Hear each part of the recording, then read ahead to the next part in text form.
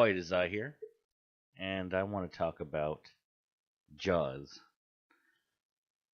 This is one of my favorite movies growing up of all time. This is just one that I can watch over and over and over. Um, all the lines in it are great. I mean, of course, the cast is awesome. We have Roy Scheider, Richard Dreyfuss, and also the great Robert Shaw. Um, who let's just talk about it right away.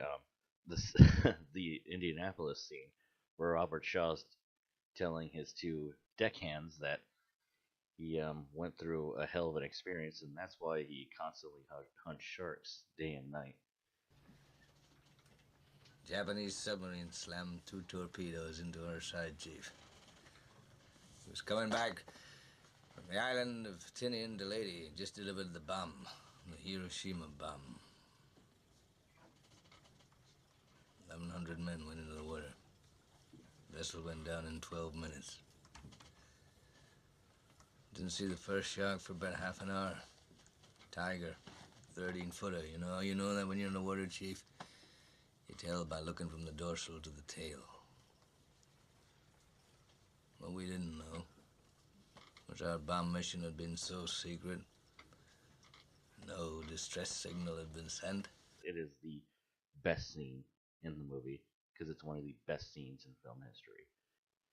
And this was made in 1975, which is it's kind of funny. Smack dab right in the middle of the 70s, like we had all these slow burn, artistic, usually bad, bad endings, like very complicated plots, a very sophisticated writing. And then here comes this movie, Jaws, that's very simple. It's a knockoff of an old monster movie, which were considered stupid back in those days because you had such elegant films coming out at the time and such artistic ones, and this one comes out and just crushes everything. Because I do like the 70s films a lot. Of course, even the ones I just mentioned, they have a lot of merit to them. They're fucking great. But there's also something in entertaining your audience and not letting them constantly think.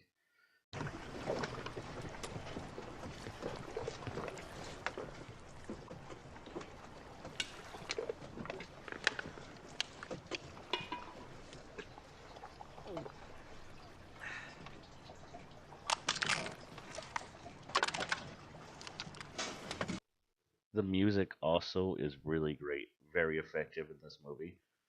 When you hear those which is, everybody knows what that is. It's the shark underwater that's coming to eat you. It's very easy and effective. It's just it just works. Also, what I like to add is the intro to this movie is just fantastic. It's got one of the greatest intros to a movie ever. We just meet these two characters. One goes into the water, one doesn't. And the one that went in the water doesn't come back out.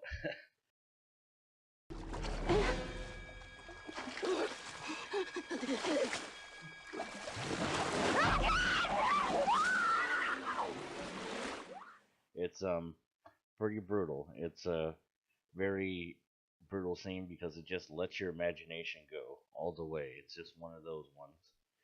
I mean, we don't even see the shark until the last half hour of the movie. I mean, so that's pretty cool, pretty awesome.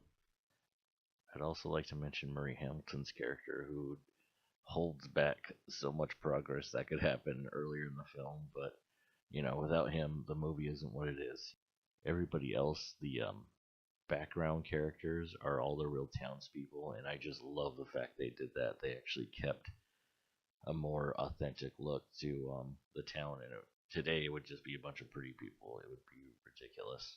I would have to say that when I first saw this movie, it made an impact, but not as much as when I watched this movie alone on TV. I was just in my room watching it, and I was just like, this is a great movie. I just couldn't get over how much I like this movie.